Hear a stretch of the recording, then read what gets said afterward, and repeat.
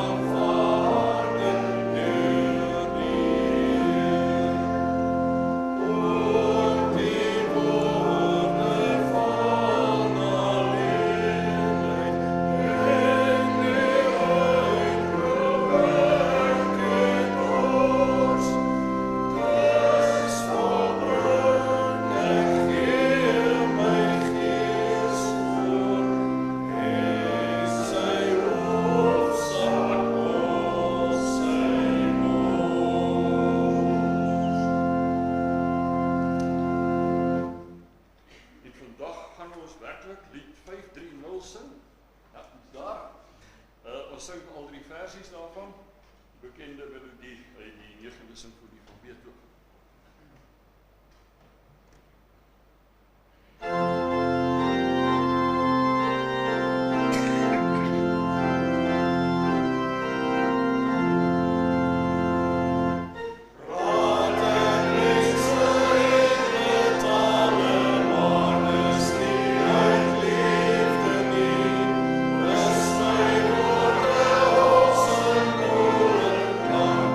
Zonder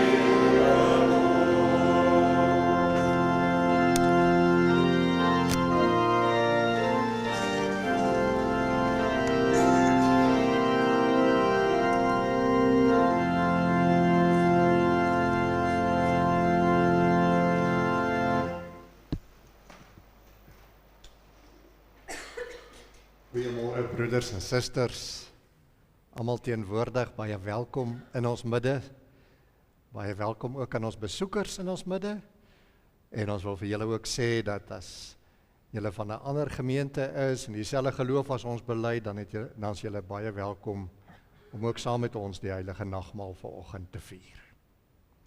Kom ons begin ons erediens met 'n lofprys. Ons sing saam Psalm 146, die eerste, die tweede en die derde verse. Prys die Here, loof en prys hom, ek wil God se lof besing.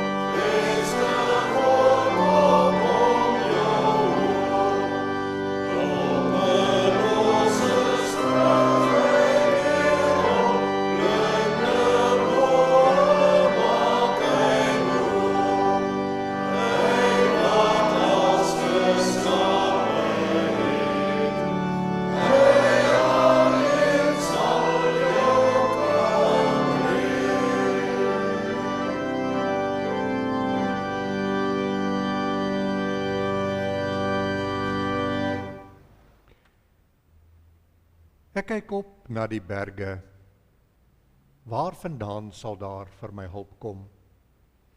My hulp is van die Here, wat die hemel en die aarde geskape het. Geliefdes in die Here, genade vir julle van God ons Vader en die Here Jesus Christus, deur die werking van die Heilige Gees. Amen. Kom ons sing nou saam, lied nommer 151, lied nommer 151, vers 1 en vers 2. Skenk ons, Here, u beskerming en ontferming, sien in liefde op ons neer.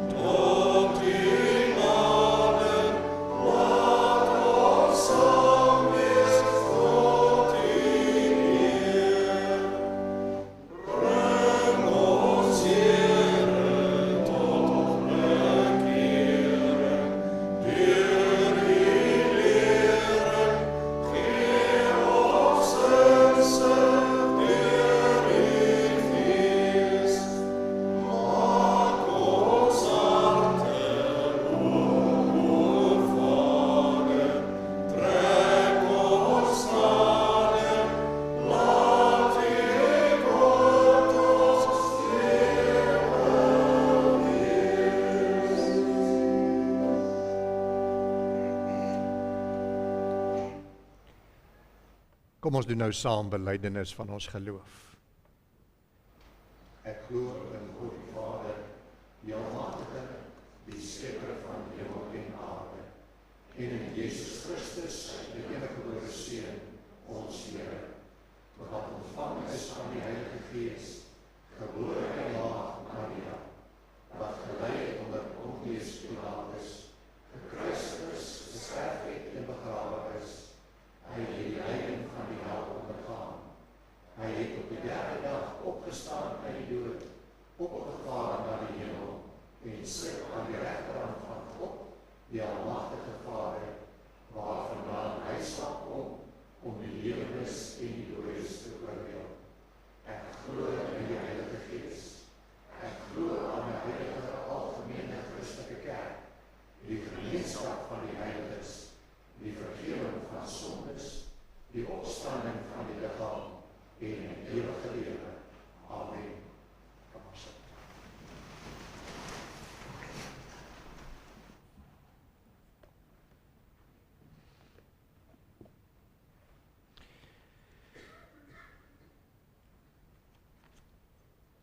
Geliefdes, ek gaan vir u 'n gedeelte lees uit 1 Korintiërs 11 van vers 17 tot vers 32. Dit gee vir ons ook in die opskrif, die voorskrifte oor die nagmaal, gee vir ons riglyne van hoe ons nagmaal moet gebruik. Ons het verlede Sondag 'n deel van die formulier gelees wat te doen gehad het met ons selfondersoek. Ons gaan hierdie Sondag luister ons ook hoe die Here vir ons ook sê oor die nagmaal en hoe ons dit op 'n regte manier moet gebruik. En dan is dit ook deel van die instellingswoorde van die heilige nagmaal. In my volgende voorskrif prys ek julle nie aan nie, dat wanneer julle bymekaar kom, dit meer kwaad as goed doen. Allereers hoor ek dat wanneer julle as gemeente saamkom, daar verdeling onder julle is.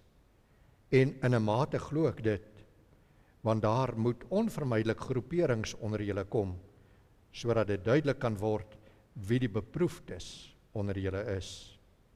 Wanneer julle saamkom, is dit nie werklik om die Here se maaltyd te eet nie, want elkeen gaan voort om sy eie maaltyd te eet, en een bly honger en 'n ander word dronk. Het julle dan nie huise waar julle kan eet en drink nie? Of minag julle die gemeente van God en verneder julle diegene wat niks het nie? Wat kan ek vir julle sê? Sal ek julle prys? Oor hierdie saak prys ek julle nie. Ek het van die Here ontvang wat ek ook aan julle oorgelewer het. Die Here Jesus het in die nag, wanneer hy verraai is, brood geneem. En nadat hy die seënbede uitgespreek het, het hy dit gebreek en gesê, dit is my liggaam, terwille van julle. Dit is my liggaam, terwille van julle. Doen dit, om my in herinnering te bring. So ook met die beker na die ete met die woorde, hierdie beker is die nuwe verbond deur my bloed. Doen dit so dikwels as wat julle daaruit drink, om my in herinnering te bring.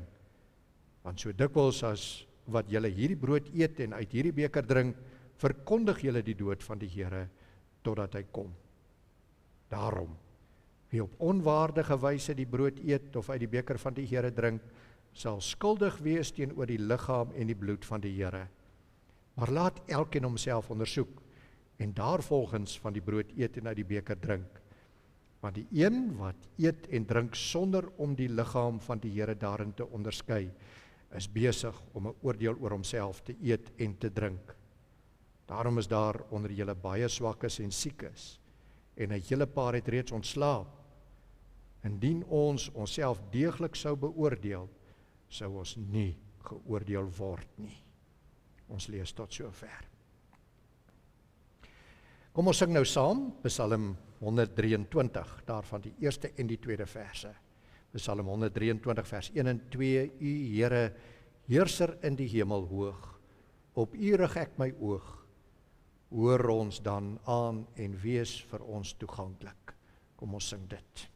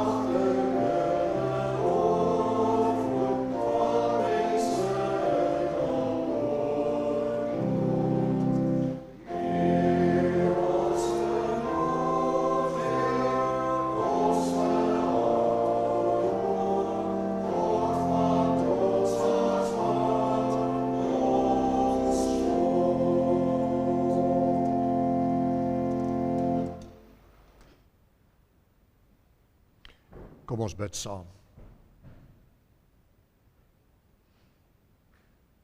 Almagtige, alomteenwoordige, ewige God, voor U buig ons hoofde in erkenning van U heerlikheid.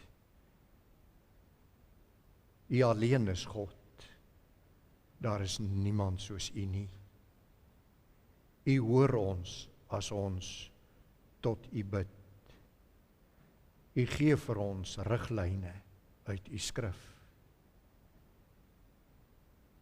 U skenk vir ons die Heilige Gees wat in ons hart woon en wat altyd by ons bly. U dade, Here, het vir ons verlossing gebring. En daarvan wil ons getuig ook vandag, as ons die heilige nagmaal hier saam vier. Ons wil getuig van U liefde en van U ontferming en van vergifnis van ons sondes. Ons bid dat U ook deur U woordverkondiging tot ons spreek. Gee dat ons elkeen versterk mag word in ons geloof, sodat ons 'n lewe kan lei uit dankbaarheid. Ons bid dit om Jesus Christus ontwil. Amen. Geliefdes, uit die woord van die Here gaan ook vir julle gedeelte lees uit 1 Konings 18. 1 Konings 18 van vers 20 tot vers 40. 1 Konings 18 van vers 20 tot vers 40. Dit is deel van ons huisgodsdiens leesprogram wat ons ook op ons kalender het en wat ons gevra het dat U ook vir ons kinders saam lees. So ons glo dat U ook hierdie gedeelte deur die week gelees het en voorbereid is op die prediking ook vandag. Ek lees vir U van vers 20 af.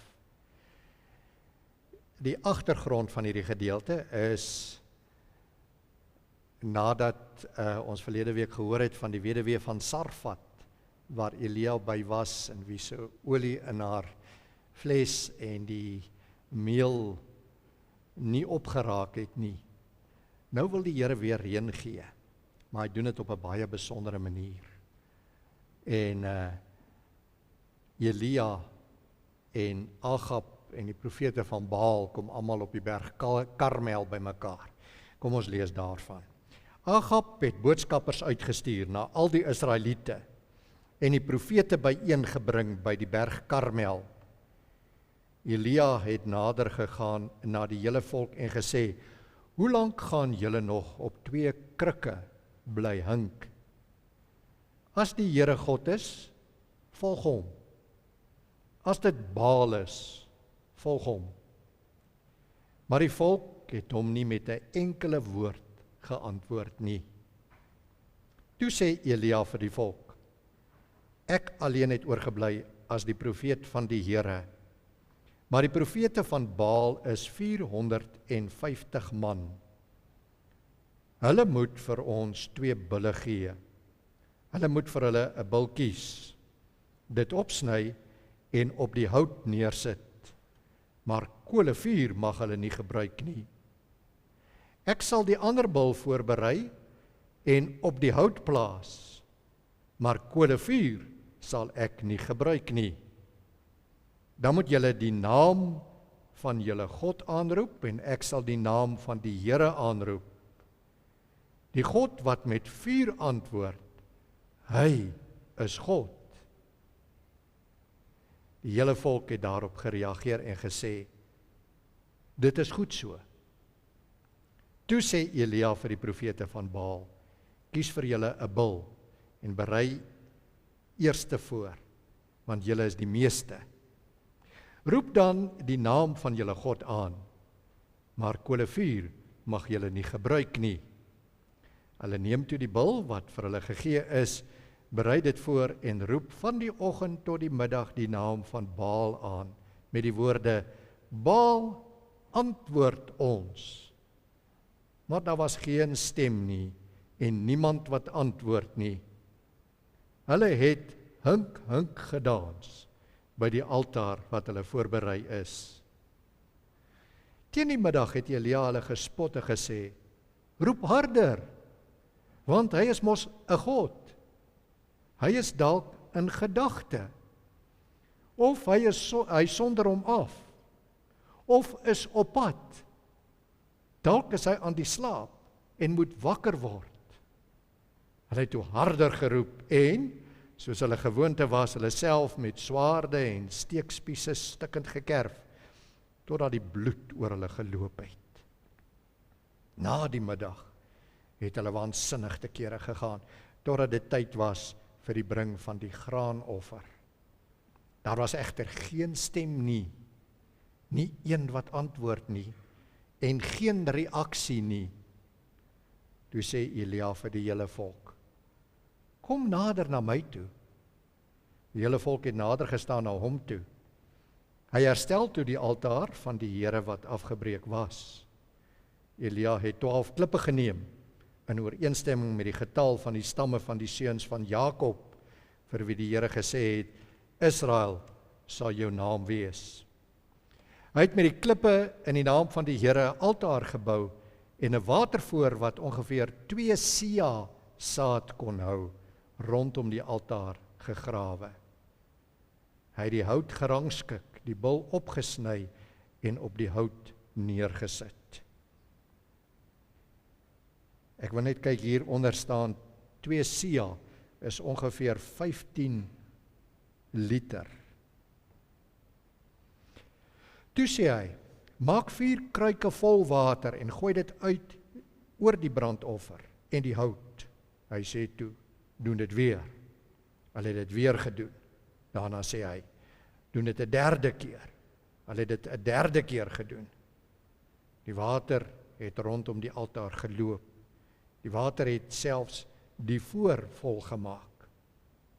Toe dit tyd was vir die bring van die graanoffer, het Elia, die profeet, na vore getree en gesê, Here, God van Abraham, Isak en Israel, laat dit vandag bekend word dat u God is in Israel en dat ek u dienskneg is en dat dit op u gesag, op gesag van u woord is dat ek al hierdie dinge gedoen het.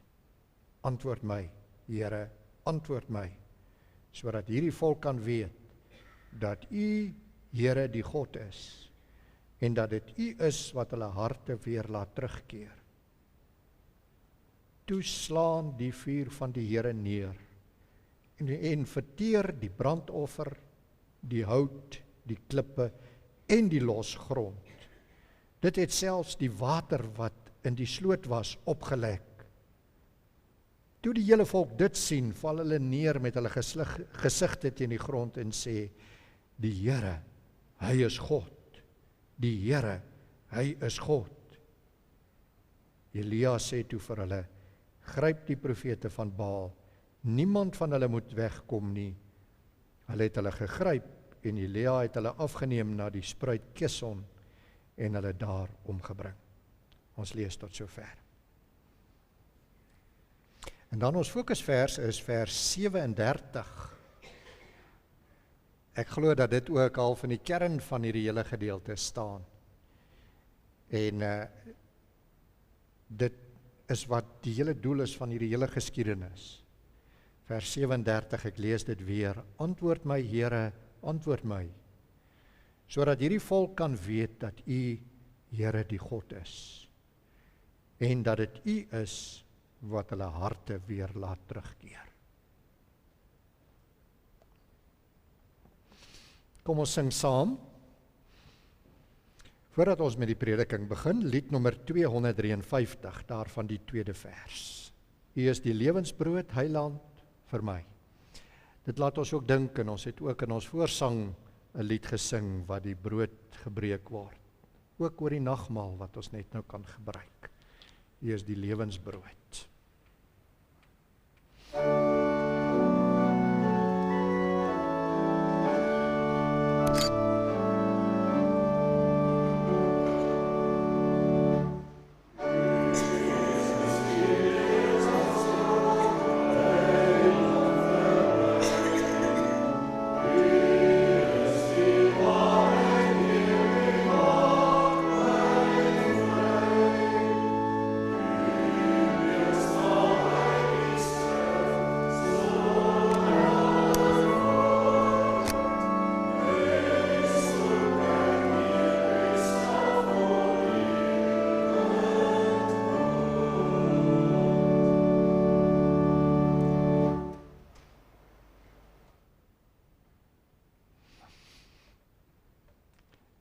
broeders en susters, oud en jonk.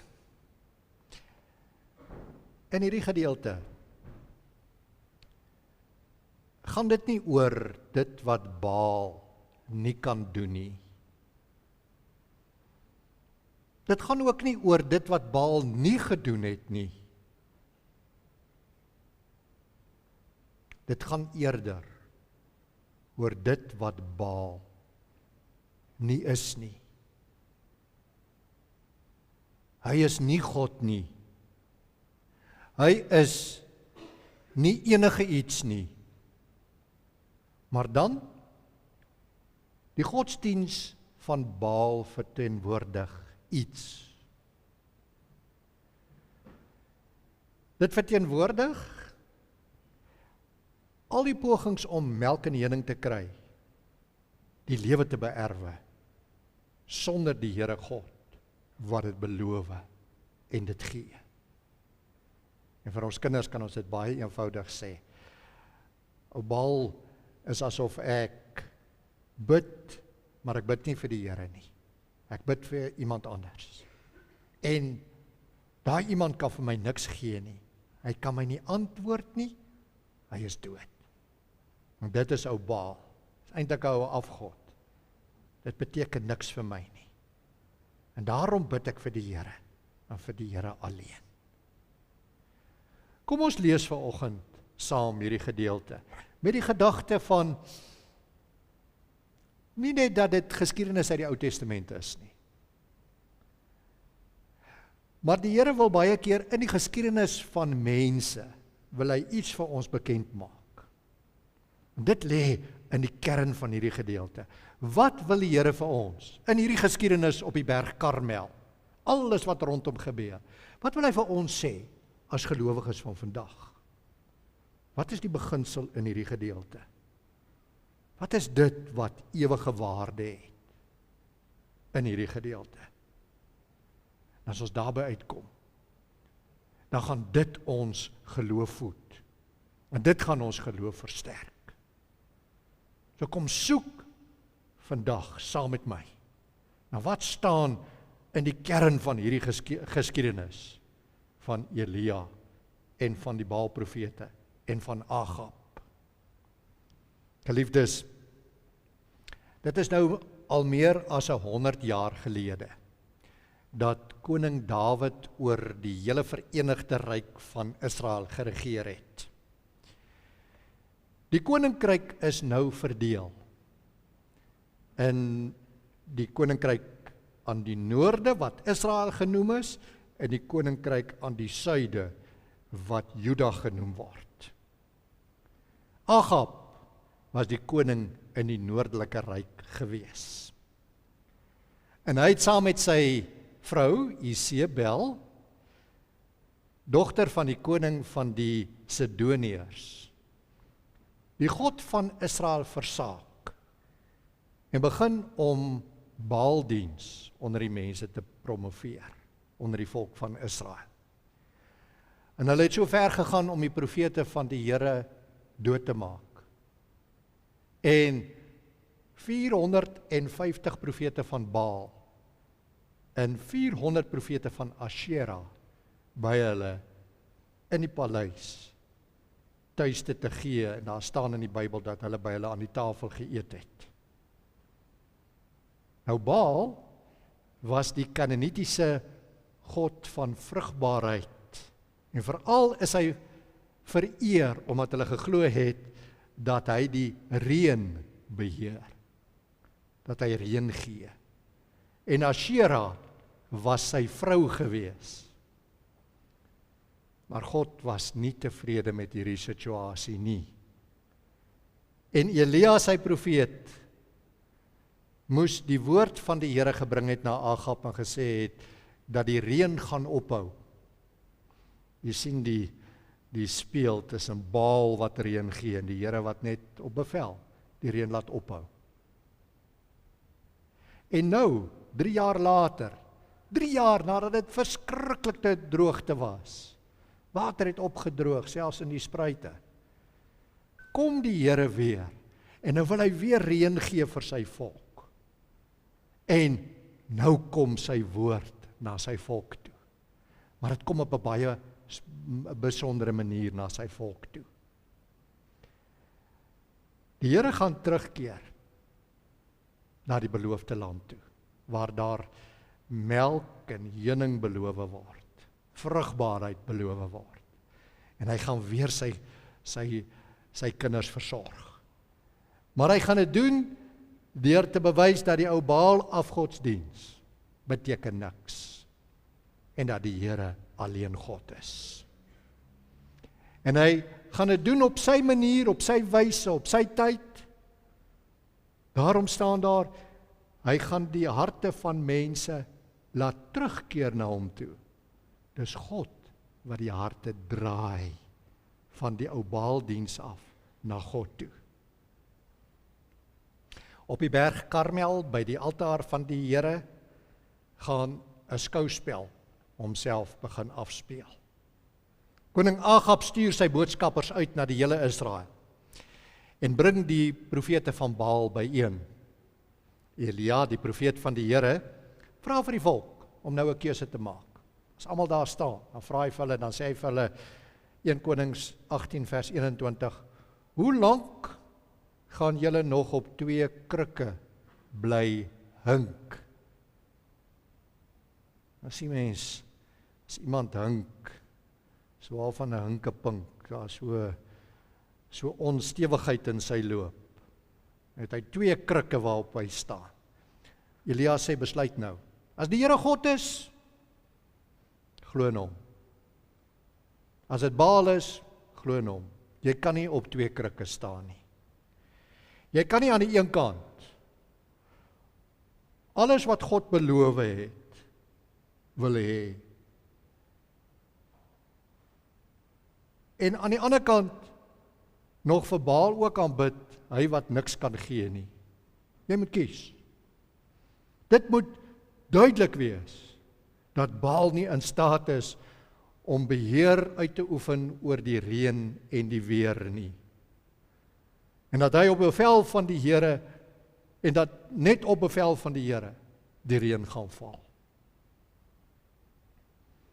En dan begin die skouspel by die offeraltaar afspeel. En dit word duidelik dat ou Baal maar net 'n mensgemaakte afgod is, wat tot niks in staat is nie. Wys 'n bietjie vir ons die foto van Baal. Ek het hom daar op die rekenaar ook. Gaan 'n bietjie aan. Nee, terug. Daar's Baal. So lyk Baal. Dit is die afgod Baal. So ou pateterige ou mannetjie wat deur mense gemaak is. Die afgod Jezebel en sy 400 profete. Hulle kan nie eers self beweeg of enige iets doen nie. En dan sê Elia vir hulle, en hy sê dit half met 'n spottende stem. Dalk is hy 'n bietjie doof, skree bietjie harder. Of dalk slaap hy net. Maak hom wakker. Of dalk is hy besig om maar net een kant 'n bietjie homself af te sonder. Of dalk is hy op reis, hy kom net nou terug. Wag 'n bietjie. En dan staan daar, hierdie profete begin later so opgewonde raak, dat hulle om hierdie altaar van Baal begin dans. En dan word dieselfde woord gebruik wat voorheen gebruik is, jy kan nie op 2 krikke hink nie. En dan staan daar, hierdie profete begin so hink dans rondom die altaar. Sien dit in jou verbeelding raak. Hierdie mense wat so dans, hulle dans en later begin hulle self kerf met hulle swaarde soos die gewoonte is, staan daar. Maar ou Baal antwoord nie. Dit het my dadelik laat dink aan Jesaja. Jesaja wat van so afgod gepraat het, wat ook deur mense gemaak is. En hy het gesê, hulle dra hom, Jesaja 46 vers 7, hulle dra hom en hulle plaas hom op 'n plek. En daar staan hy. Van daardie plek af kan hy nie beweeg nie. Selfs as iemand na hom om hulp roep, antwoord hy nie. Uit benoudheid kan hy iemand nie verlos nie. Tipiese beskrywing van Baal of van afgode. In Jesaja was dit Nebo en Bel, maar 'n afgod kan niks doen nie. 'n Mens kry verskillende godsdienste oor die wêreld, wat mense voorbuig en wat mense aanbid. Dis nie net ons wat aanbid nie. Daar's baie ander godsdienste ook. En elkeen van hierdie godsdienste het verskillende voorskrifte en verskillende reëls wat mense hulle self aanbind om in guns by hierdie gode te kom. Maar soos ons in die begin gesê het, ons kan nie melk en honing verwag as ons nie die ware en die enigste God wat dit gee in die hele middelpunt plaas nie. Vir ons beteken dit vandag dat ons nie kan verwag dat God ons hoor as ons iets of iemand anders as hom alleen aanbid nie. En dit is waarom dit so belangrik is, dat ons weet en ken wie God is. Dat ons die Bybel ken, en dat ons vashou aan hoe God homself aan ons bekend maak. God is nie iemand wat ek maar uitgedink het in my gedagtes, en wat ek maar self besluit hoe ek hom wil aanbid en wat ek wil doen nie. God het homself bekend gemaak, baie sterk in die Bybel. Hy het gesê, dis hoe ek is, dis wat ek doen. En jy moet my so aanbid. En dit is vir hom wat ons moet buig. Na 'n daglange gewerskaf en 'n gerondtrippel rondom Baal se altaar, staan Elia nader en hy gaan nou vir die Here 'n offer bring. Amper al half in die aand. Eers maak Elia hierdie altaar van die Here reg wat afgebreek is. En hy maak dit reg met 12 klippe wat die 12 stamme van Israel voorstel. Dis deel. Hy bring die volk by hierdie offeraltaar. En dan rangskik hy die hout en hy sny die bil op en hy sit dit op die hout neer. En dan begin hy daardie altaar nat maak met water. Liters en liters word daaroor uitgegooi. Dit is papnat, sopnat. Daar moet geen twyfel wees dat iemand net per ongeluk van agter af dalk met 'n vuur gekom het en dit aan die brand steek nie. Dis papnat. En dan staan daar dat hy begin dan bid teen die tyd van die graanoffer. Nou het ek gewonder, wat het die graanoffer nou met hierdie brandoffer te doen? Want hierdie bil moet aan die brand gesteek word. Die graanoffer is in die tyd gegee van die aand, net voor sonsondergang. So in daai tyd, wil sê, die hele dag het hulle vir Baal tyd gegee om te antwoord, maar hy antwoord nie. En nou gaan die Here antwoord, teen die tyd van die aand, teen die tyd van die graanoffer, gaan die Here antwoord. En dan bid Elia vir die Here. Hy sê, antwoord my Here, antwoord my. Sodat hierdie volk kan weet, 2 dinge. Dat U, Here, die God is. En dat dit U is wat harte weer laat terugkeer. As die Here antwoord, sal die volk en almal teenwoordig weet dat die Here alleen God is en dat hy harte omdraai om weer hom te aanbid. Wat is die punt van alles wat ons vandag gelees het, van hierdie geskiedenis jare gelede wat hom afspeel, saam met Agab en Elia en die hele volk op die berg? Die punt is dit, dat die Here, dat die volk weet, dat hulle 2 dinge weet. Dit staan in die kern. Nommer 1, dat die Here God is. Hy is nie 'n idee van mense nie, soos Baal is nie. Daai beeldjie wat julle net nou gesien het. God is nie dit nie. Hy is nie maar net 'n gedagte of 'n gewete in my wat my pla nie. Hy is nie tradisie nie. Dis nie God nie. Hy is nie 'n godsdiens nie. Een van baie godsdienste wat ek nou maar kan van kies nie. Dis nie God nie. Hy is nie 'n projeksie of ons verbeelding nie. Belangrik dat ons dit weet. Dit staan in die kern vandag.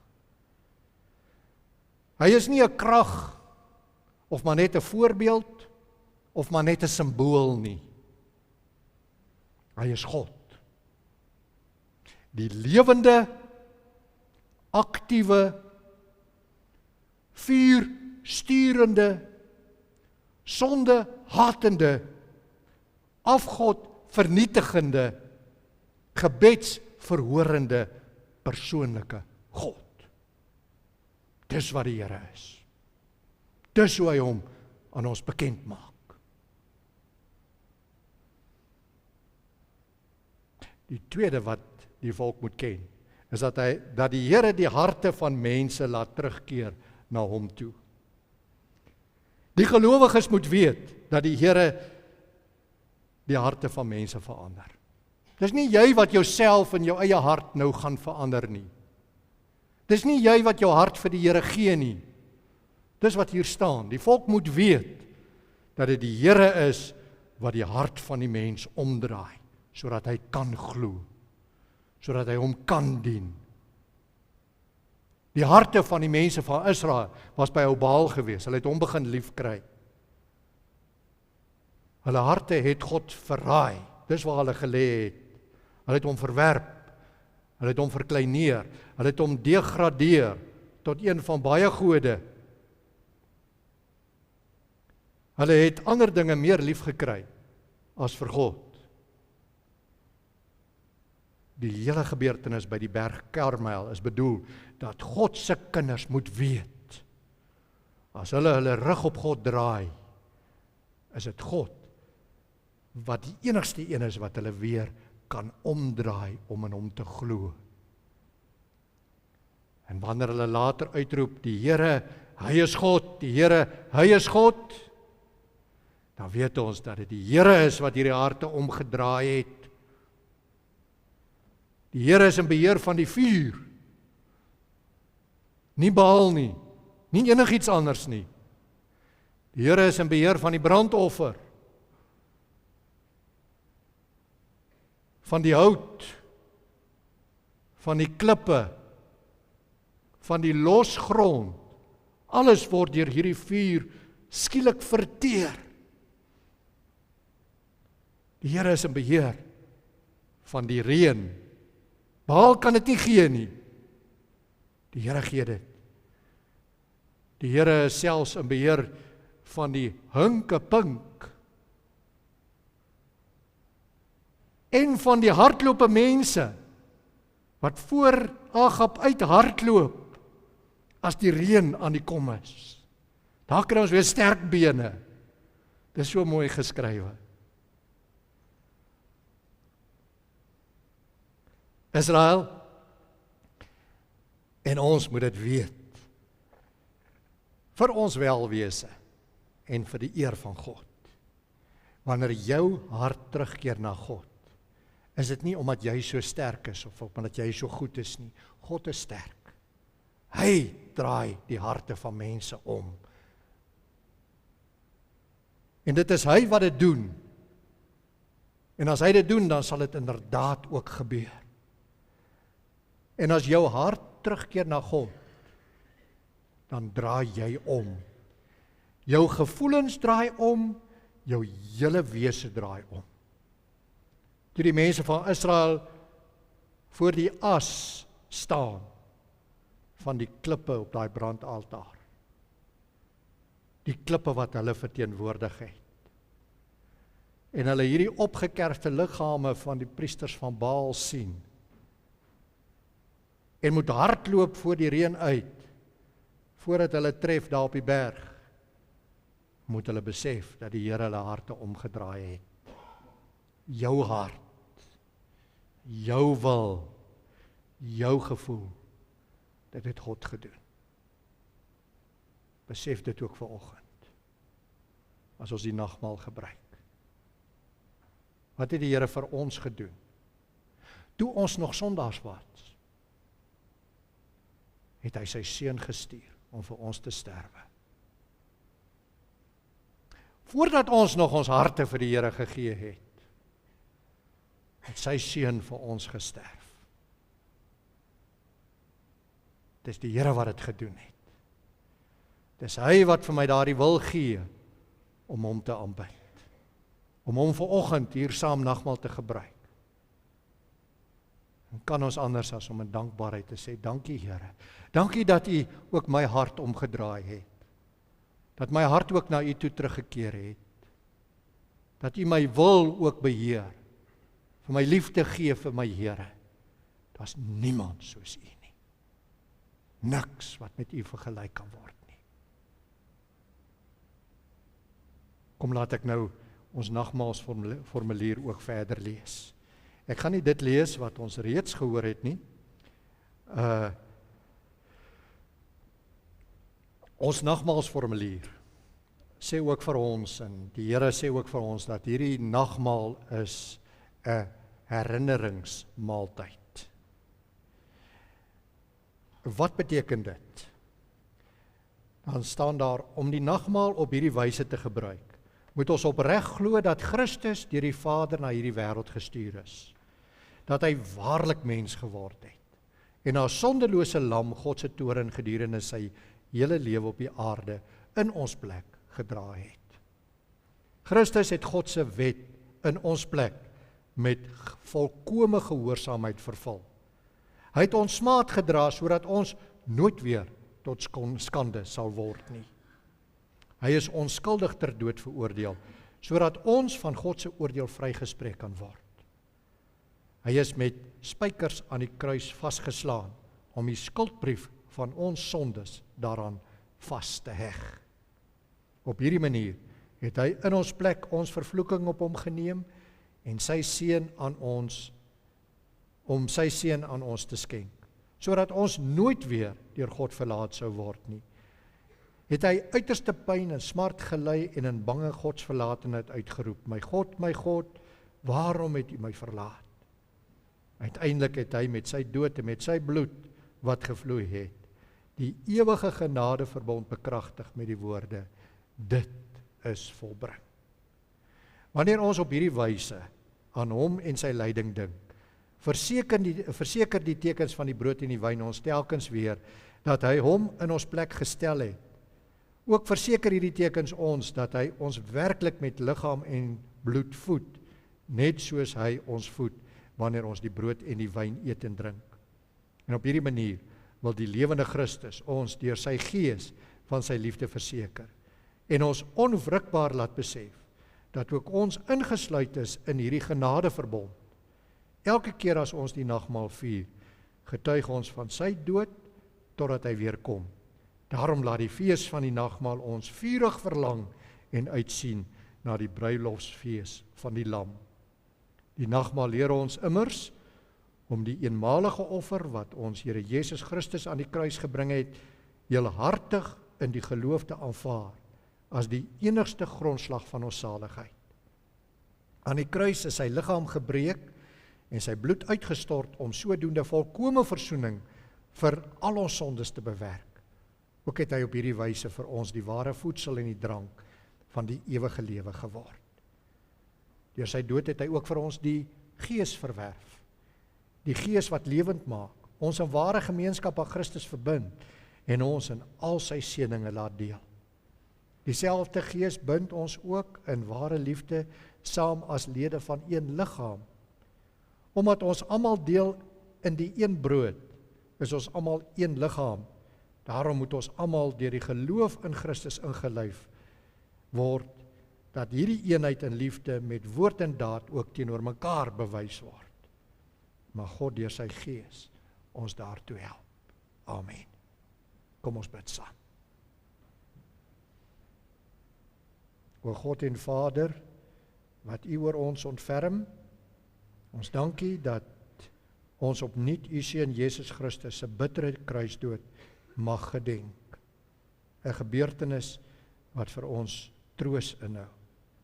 Ons bid U, gee deur U Heilige Gees opregte vertroue in ons hart, sodat ons onsself toenemend aan U Seun sal toewy, met Hom die brood van die ewige lewe versterk sal word, en nie meer in ons sondes nie, maar in verbondenheid met Hom mag lewe. Verseker ons dat U ons genadige Vader is en dat ons U kinders en erfgename is. Help ons om onsself te verloon, om ons Heiland te bely en met verlange te wag tot Hy weer sal kom om ons in die ewigheid na Hom te neem. O God en Vader, U wat U ontferm, verhoor ons om Jesus Christus ontwil. Amen.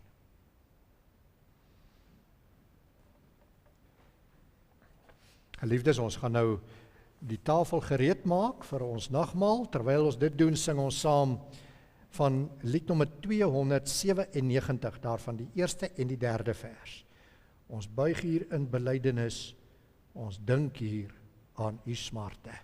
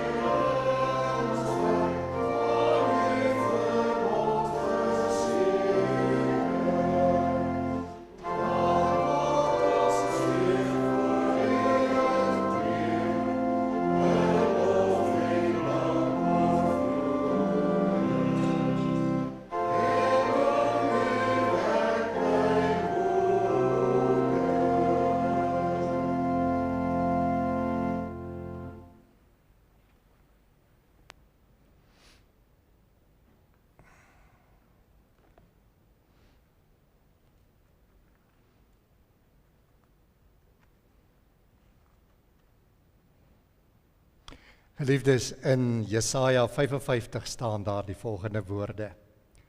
Kom, almal wat dors is, kom na die water.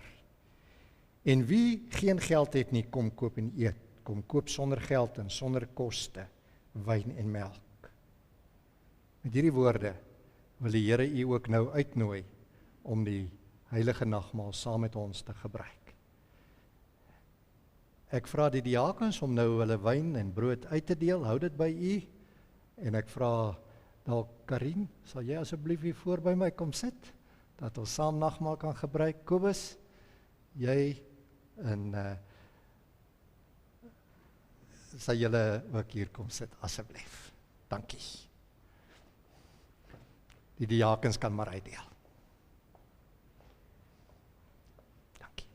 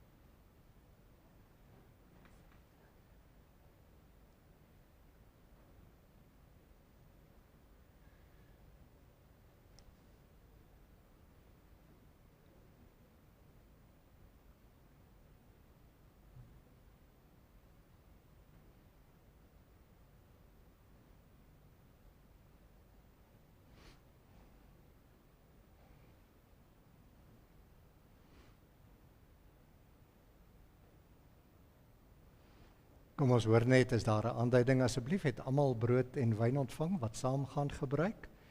Steek maar net julle hande op as julle nie ontvang het nie, asseblief.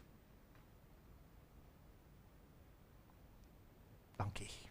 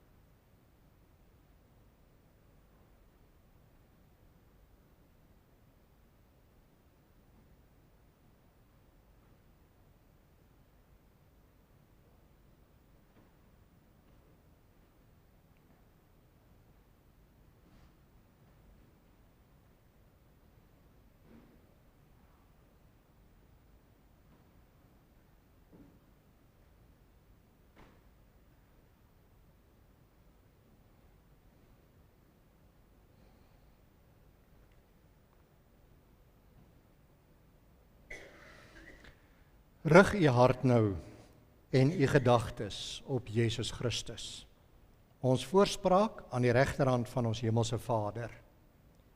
Wees daarvan verseker dat die Heilige Gees u werklik versterk met Jesus se liggaam en bloed, net so seker as wat u die brood en die wyn ontvang as herinneringstekens aan sy verlossingswerk. Geliefdes, die brood wat ons breek, is die gemeenskap met die liggaam van ons Here Jesus Christus. Neem, eet elkeen nou daarvan, dink daaraan dat sy liggaam gebreek is tot volkome versoening van al ons sondes. Eet nou daarvan.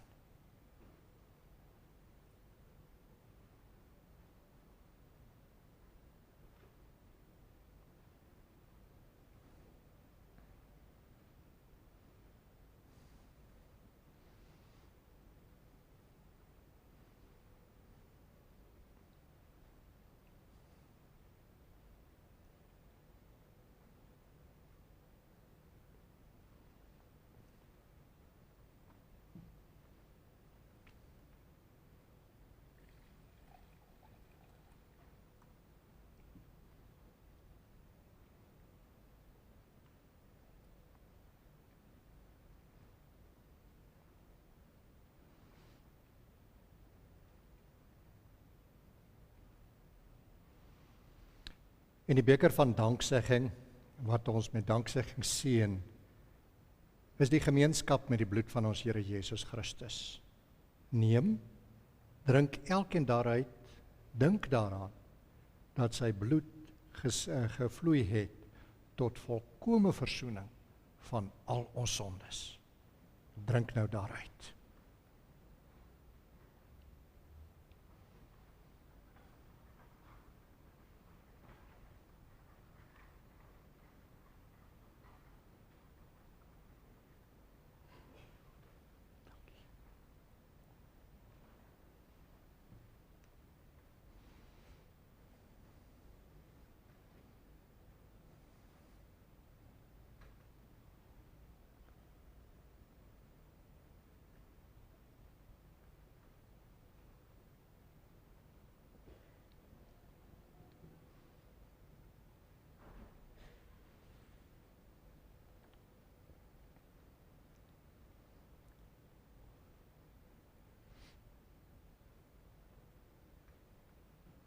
Kom ons sing nou saam as gemeente, lied nommer 188 daarvan die 2de en die 3de verse. O God, so ryk en goed, gee ons solank ons lewe, altyd 'n blye hart.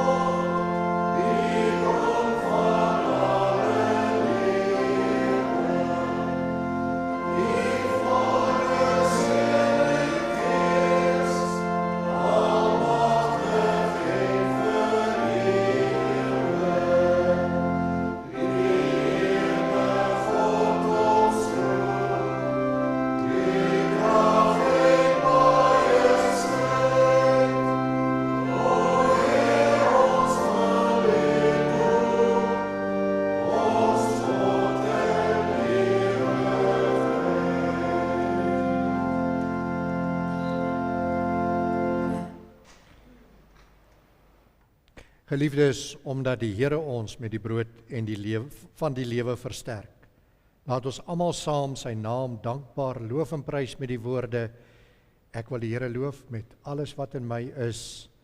Wil ek sy heilige naam loof. Ek wil die Here loof en nie een van sy weldade vergeet nie. Dit is hy wat al my sondes vergewe, wat al my siekte genees, wat my red van die graf en my met liefde en ontferming kroon, wat my die goeie in oorvloed laat geniet. Barmhartig en genadig is die Here, lankmoedig en vol liefde, want so groot as die afstand tussen die hemel en die aarde is, so groot is sy liefde vir die wat hom dien. So ver as die ooste van die weste af is, so ver verwyder hy ons oortredinge van ons af. Soos 'n vader hom ontferm oor sy kinders, so ontferm die Here hom oor die wat hom dien. Hy het sy eie seun nie gespaar nie, maar hom oorgelewer om ons almal te red. Sal hy ons dan nie al die ander dinge saam met hom uit genade skenk nie? Daarom sal ons mond en hart die lof van die Here verkondig, van nou af tot in ewigheid. Amen. Kom ons bid saam. O God en Vader, wat U oor ons ontferm, ons dank en ons loof U, dat U die heilige beloftes van die evangelie met hierdie nagmaal bekragtig. Ons dank U dat U U enigste seun geskenk het as 'n middelaar en 'n offer vir ons sondes. Ons dank U vir ware geloof, waardeur ons deel kry aan die offer van U seun. Ons bid U dat deur die Heilige Gees in ons werk, sodat die boodskap van die dood van die Here ons elke dag sal laat groei in die geloof en in die heerlike gemeenskap met Christus, om sy naam ontwil. Amen. Baie dankie. Dankie hoor. Dankie. Dankie Karin.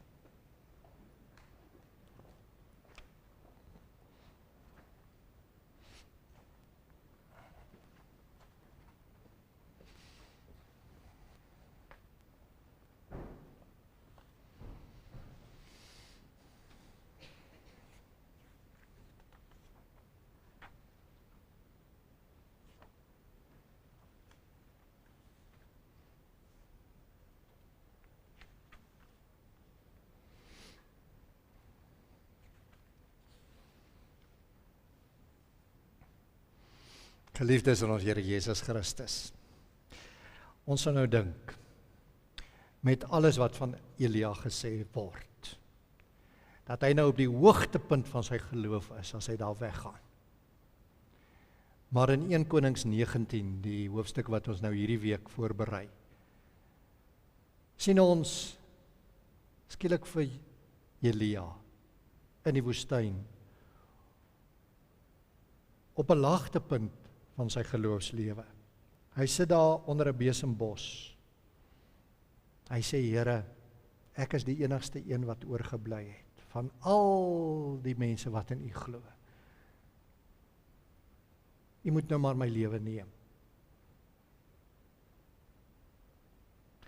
In reaksie daarop, dat hy alleen agtergebly het, en dat hy die enigste een is wat oorgebly het om in die Here te glo. Antwoord die Here hom, deur vir hom ook te sê, weet jy, daar's 7000 ander wat hulle knie nie voor Baal gebuig het nie. Moenie moedeloos word nie. En dit is hier waar Paulus in Romeine 11, julle kan gerus Romeine 11 ook lees, waarom juist hierdie geskiedenis by die berg Karmel gebruik, om vir ons iets baie duidelik te maak. In Romeine 11 gaan dit oor God se plan met Israel, met sy kinders, God se plan met ons. Wat wil die Here met ons doen? Paulus vra homself af of die Here sy volk dan verstoot het of nie. Hy vra dit in die konteks van gelowiges wat swaar kry, wat vervolg word en wat moedeloos raak. Hy vra dit in die konteks van ons, wat ook deur swaar tye moet gaan baie keer, wat absoluut moedeloos word baie keer, en wat daar gaan sit en wat net nie raad het nie. En dan haal Paulus vir Elia aan, uit die Ou Testament, wat sê dat hy as profeet alleen agtergebly het, en dat al die ander profete van die Here doodgemaak is. En dan skrywe Paulus, en luister na sy woorde, net so is daar ook in die huidige tyd 'n oorblyfsel deur genade uitgekies. Maar as dit uit genade is dit nie meer op grond van dade nie. Want anders sou die genade nie meer genade wees nie. So hierdie gedeelte gaan, en wat ons vanoggend gehad het, gaan oor die genade. Dat die Here vir sy volk sorg. Daai bietjie wat oorgebly het. En dat hy ander mense se harte ook kan omdraai, om in hom te glo, en hom te dien, en hom te eer. Daar sal nog altyd 'n oorblyfsel wees, wat die Here aanbid. Die Here laat sy kinders terugkeer na hom toe. Hy sorg vir hulle en vir hulle harte uit genade, nie uit dade nie. En dit is wat die betekenis is, en wat God is, en wat hy doen, reg oor die hele wêreld. Elia roep, en hy bid in ons midde ook vanoggend. Luister weer mooi na sy woorde. Antwoord my, Here, antwoord my, sodat hierdie volk kan weet dat U, Here, die God is. En dat dit U is wat hulle harte weer laat terugkeer.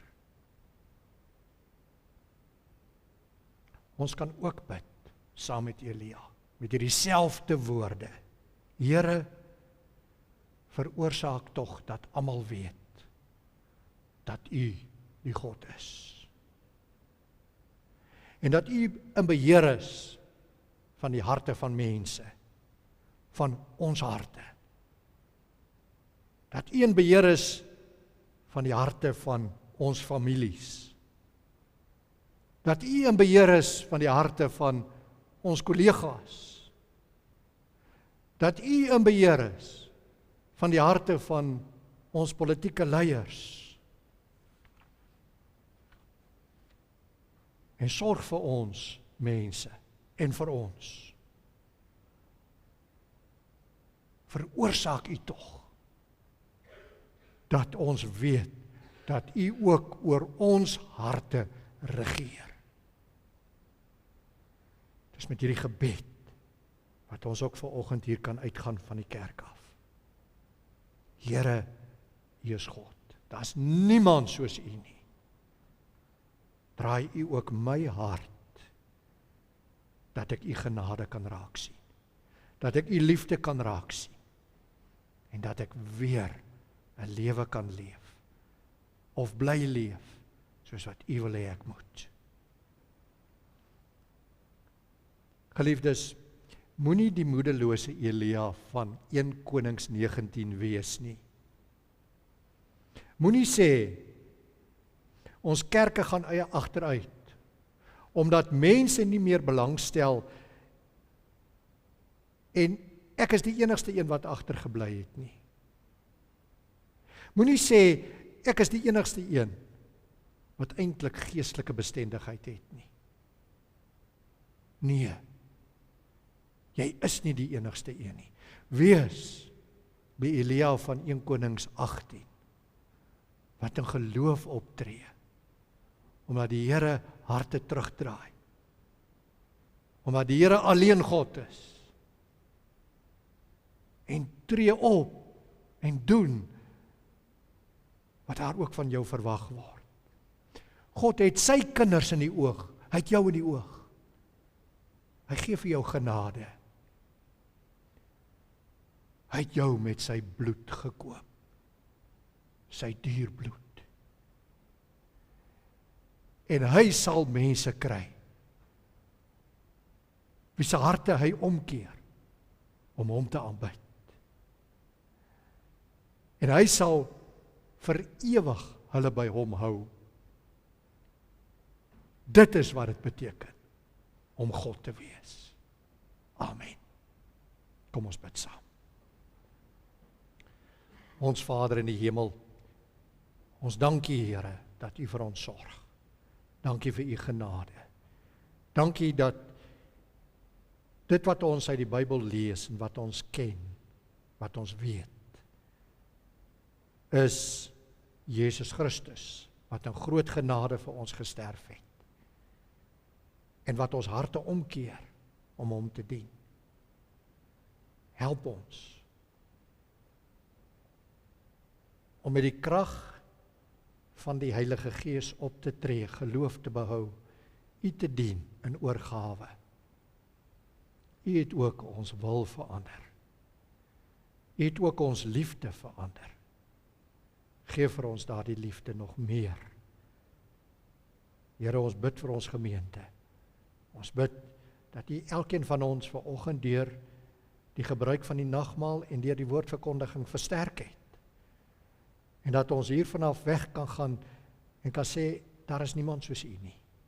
Daar is net een God.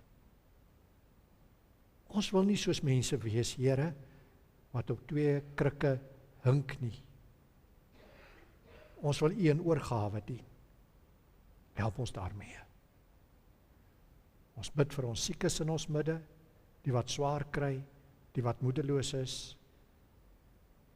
die wat twyfel, die wat probleme het en wat worstel om dit op te los. Ons bid ook vir die met huweliksprobleme. Ons harte gaan uit na hulle toe. Ons bid, Here, dat U ook daar sal sorg. Dat U in genade sal vashou en 'n liefde sal dra waar dit nodig is. Laat ons ook instrumente in U hand wees wat U liefde uitdra en wat sorg. Ons bid vir ons kerke, ons bid dat U woord ook vandag verkondig word en dat ook U genade aangehoor word, verkondig word. Ons bid vir ons regering, ons bid vir die mense wat baie dinge moet beheer, wat moet reëlings tref, wat deel is van administrasies, wat hard werk.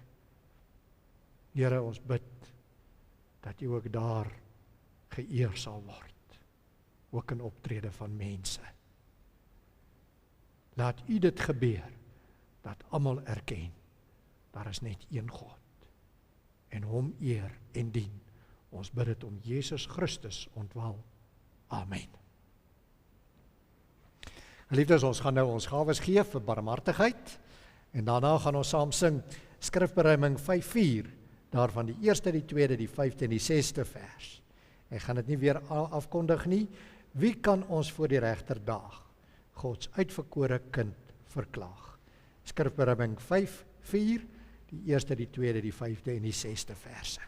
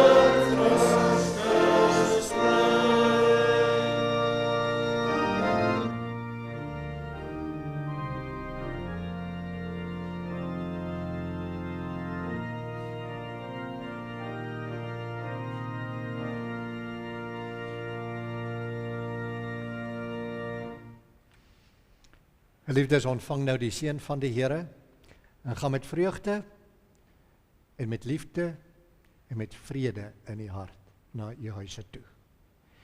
Die genade van die Here Jesus Christus en die liefde van God en die gemeenskap met die Heilige Gees is met elkeen van u. Amen.